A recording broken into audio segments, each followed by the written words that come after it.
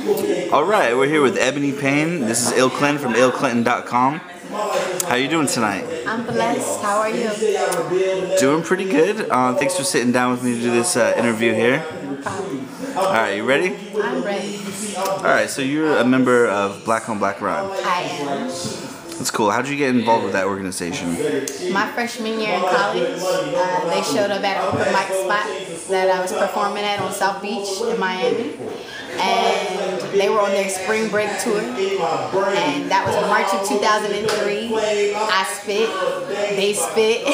I liked them, they liked me, and the rest is history. Alright, so that's what's up. What's your, so you've started up a chapter in Jacksonville, correct? I did. I'm the first female to start their own chapter.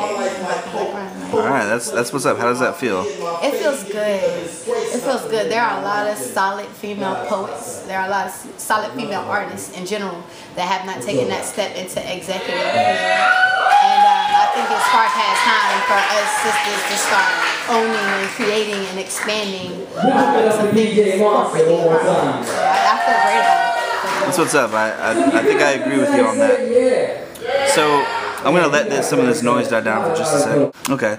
So I know you're doing a lot of cool things with Black on Black Rhyme, like in the community and with your show. So can you tell me what your vision is for Black on Black Rhyme in Jacksonville? My vision for Black on Black Rhyme Jacks is to be like a catalyst of the community, to make sure that the members of the community in which we reside are fed healthily, intellectually, and poetically.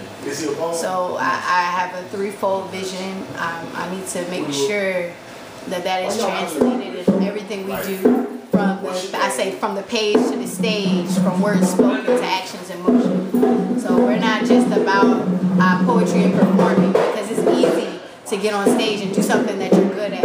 It's hard to go and to see people failing at life and reach out and make them feel loved. The same type of love we feel on stage, I want to make somebody in Hemming Plaza feel that same type of love, because we came and gave them a plate, we gave them a coat. So yeah, that's my idea. That's what I want to do. Alright, that's what's up. This kind of like leads into my next question. I've been kind of wanting to get people's views on this.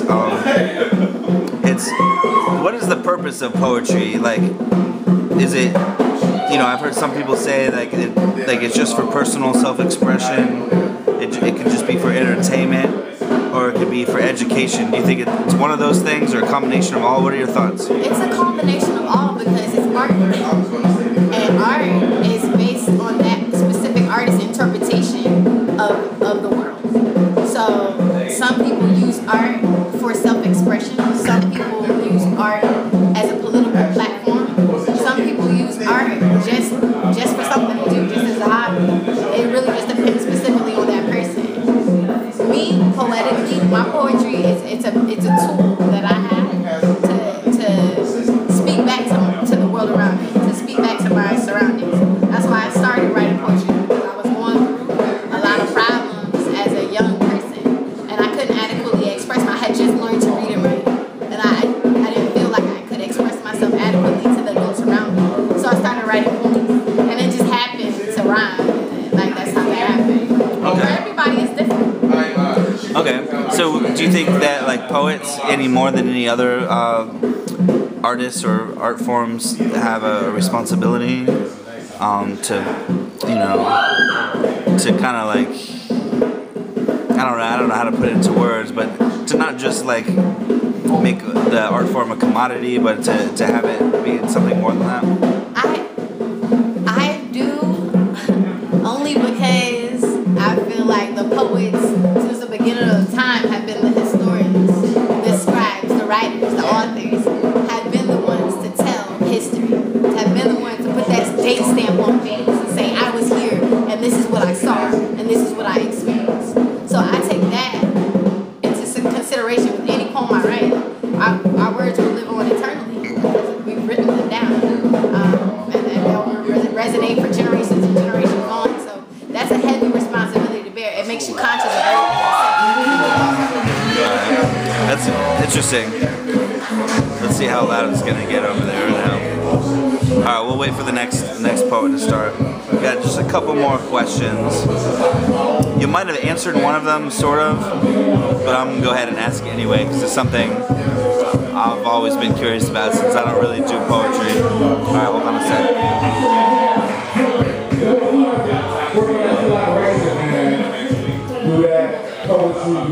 Okay. So, have you always been like writing poetry, or did you just discover one day that you were good at it, or was there some event in your life that like got you into writing? Like how did that happen? How did you discover like holy shit, like I can do this? I learned to read and write when I was 4 years old. Okay, and so you're like according to my father, that was when I started writing poems. Okay. However, when I was about 8 years old, I had a cousin, my favorite cousin. He passed away from complications from AIDS. And my family is Southern Pentecostal, so we weren't allowed to discuss it because he was gay. So, like, we weren't allowed to talk about it. If I asked what happened to Steven, nobody would answer me. Everybody pretended like it didn't happen. I wasn't allowed to go to his funeral or anything. And so the very first time I wrote a poem that was, I guess, I don't want to say meaningful, but was actually an expression of emotion, was when I was 8 years old. And I wrote a poem about Stephen. And I wrote a poem about how it felt to not be able to ask his mother, why can't I go to the funeral? Okay. That's interesting. I also had an uncle who was, it was like everyone knew he was gay. I knew he was. Yeah.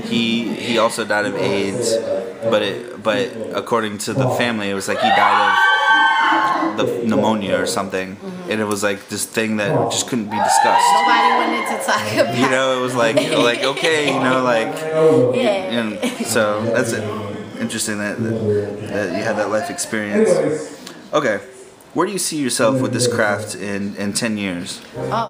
Alright, so we're back. I was just asking you, where do you see yourself like 10 years from now in poetry and writing? In poetry and writing, 10 years from now, I would like to be publishing my third novel.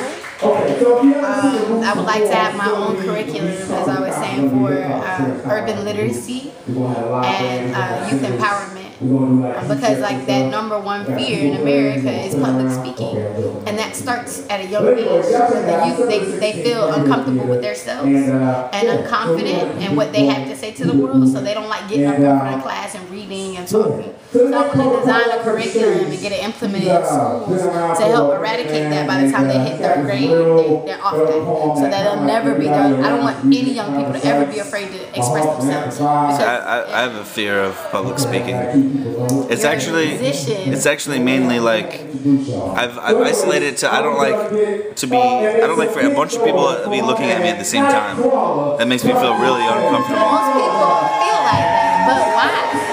I don't know. It's like okay, everyone's looking at me like what's going on? Regular human beings, and for this moment in time, our attention is centered on you, and that's usually because you have something important to say. So there's no real reason for you to feel uncomfortable about it. Like, I know there's not a good reason, but I do. That's why you never see me talking on a microphone. And that's what happens, but it's learned behavior. It's insecurity is learned behavior. I agree. That's what was so cool about the Queen Goddess workshop. Yeah, it was. Yeah. Speaking of which, she really thought you were really dope. Oh yeah? Yeah, she mentioned that. She was like, Clinton, his energy is just real dope. I was like, yeah, everybody thinks so. Yeah, she had some pretty cool energy. Yeah. Okay. So we're gonna kind of wrap this up. You have an album that you're about to release. When's the release? January 1st, 2012, day 1. Okay. The new year, 8 p.m. aboard the Lady St. John's. Shit. So how do we get a hold of it if you can't make the release party? If you can't make the release party, you'll be able to order copies of my album on my fan page on Facebook, which is facebook.com/Ebony Payne English, or at artistecard.com/Ebony Payne English, no hyphen. Okay, that's a cool site. I visited that. It's really neat. Is this your second album? This is my 3rd album. 3rd album? Oh goodness. This is my 3rd album, and it'll be my last album for a while before I put out my first novel. So it's a really special project, very near and dear to my heart, and cool. I know that you'll love it. I know it. And what's it called? Ebb and Flow. Okay, that's a clever name. So is there something? What are you touching on in this album? Is it a broad array of different topics? It is. It's a broad range of different topics, but with all of my albums, I separate them into sections. So there's tributes, love, and life.